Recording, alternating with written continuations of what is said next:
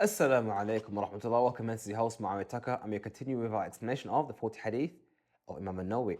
We're on Hadith number 5, which is a Hadith narrated by al-Mu'mineen, the mother of the believers, Aisha radiallahu anha. So it says here, عن al-Mu'mineen, on the authority of the mother of the believers, Abdullah, the mother of Abdullah, Aisha radiallahu anha. قالت قال رسول الله صلى الله عليه وسلم. So she said that the Messenger of Allah صلى الله عليه وسلم said, من أحدث في أمرنا هذا ما ليس منه فهو رد. Whoever innovates, introduces something new into this religion that is not from it, ليس منه فهو رد, then it is رد, meaning مردود, rejected. Whoever does an action in this religion that's not from it, then it'll be rejected. رواه Bukhari or Muslim, وفي رواية Muslim. And so that's both hadith is both Bukhari and Muslim, but in the narration of Muslim it says, من عمل عملا ليس عليه أمرنا فهو رد. Whoever does the action that's not from our affair, then it is rejected. This is a very, very, very important hadith. Hadith number 5, this one, and the first hadith, hadith number 1, in combination form the basis for actions in Islam. So let's deal with a revision of number 1. إنما أعمال بالنيات, very actions have intentions. وإنما لكل امرئ ما نوى, and every person will receive that which he intended. So this indicates that in order to receive a reward or even be punished, there has to be an intention involved. You have to intend righteousness. That's good. So therefore, you won't get reward just by sitting there doing nothing. You won't get reward just by being in a certain family. You have to actually intend to do an action and execute. So if you threw a stone out of a window because you just did so, and you happen to kill a snake, for example, that may have harmed people, you're not getting a reward for that because it was an accident. You didn't intend to kill a snake. So that's that part. But the second part of the principle of Islam, which is now, okay, now you've decided to do the action, and hopefully you get rewarded for the action. Now let's look at the action itself. If the action is not in accordance with our affair, al-Islam, then it will be rejected regardless of the intention. And that is, those two things, I would say, has led me and helped me as a Muslim, new Muslim, as I became Muslim about 20 odd years ago. Seems like the other day, but that has helped me and guided me throughout my journey in Islam. Nothing I do, except that I know that it is from Allah's affair.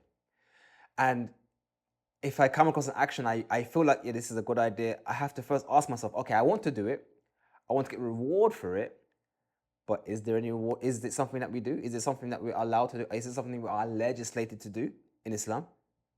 Because if it isn't, then there's no point doing it, regardless of intention. And this answers so many questions. So for example, Milad al-Nabi, the classic one, everyone always brings that one as an example. The celebration of the Prophet's birthday.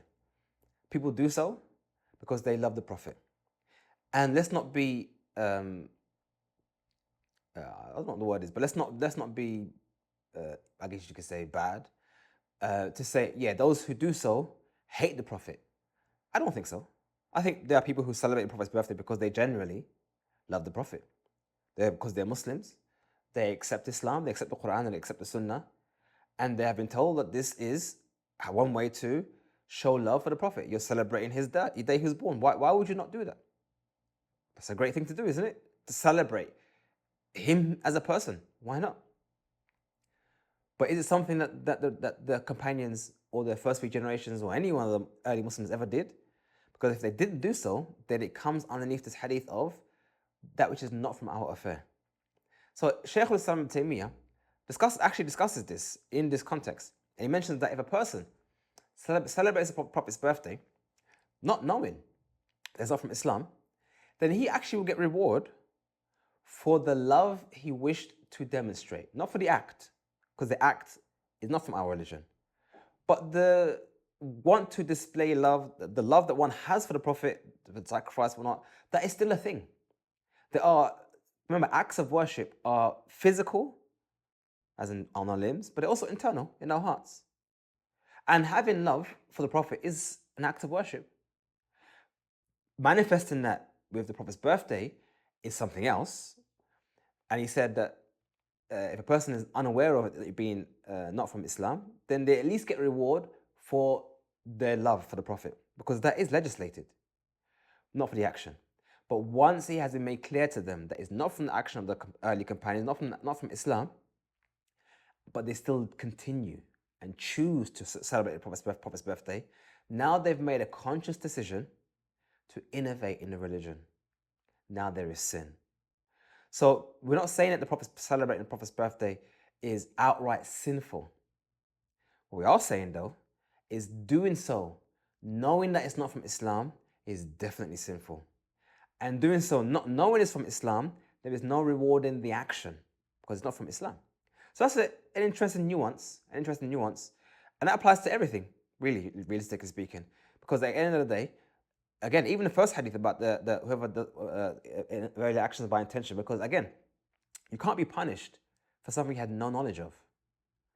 Just likewise, you can't be rewarded for something you have no knowledge of. Knowledge indicates intention, and intention is what you get rewarded for.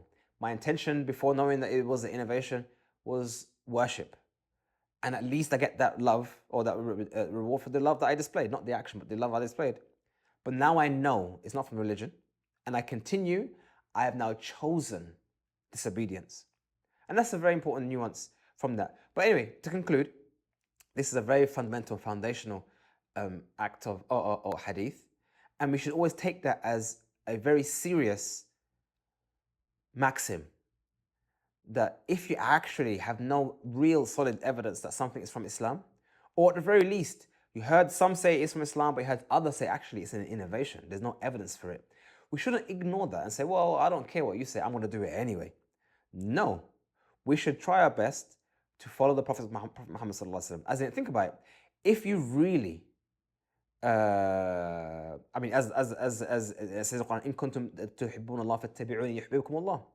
If you truly love Allah, then follow me and Allah will love you. So really, if you really, really love the Prophet, I mean, realistically, if you actually, sincerely, in your heart, have love for the Prophet Muhammad sallallahu alaihi wasallam, then you would want to do what he did. You would want to stay away from what he stayed away from, and you want to ignore that which is innovated. But the fact that you want to do your own thing means you have disregarded what he has said. You're not actually interested in what he called to. You're not actually interested in what he invited mankind to. And not only that, you are indirectly claiming that the Islam he delivered was not sufficient, i.e. you need to add more. And this is one of the things that I would say appealed to me in Islam, which led me to leave Christianity, because Christianity is exactly that. It's a religion of innovation. Everything about Christianity is innovated. Almost nothing that the Christians do is something that Isa did. I mean, literally speaking, nothing. Not even the place of worship they have, the church. Isa, if you went to the Isa alayhi salam, said to him, oh, there's a church down the road, he'd be like, what's a church? I mean, there's nothing about Christianity is even known to Isa. They don't do what they don't act the way they don't copy him in the way he dresses. Nothing. It's all made up, or not. Well, it's all innovated beliefs and practices. So this is what we should not, or we should try our best to avoid. And that's literally what led me to Islam, because I wanted to follow what Jesus did. I wanted to follow what Moses did. I wanted to follow what the prophets actually did. And Islam was the only religion on earth that can actually make a claim to know what the prophets actually did. وصلى الله على نبينا محمد وعلى آله وصحبه أجمعين. السلام عليكم.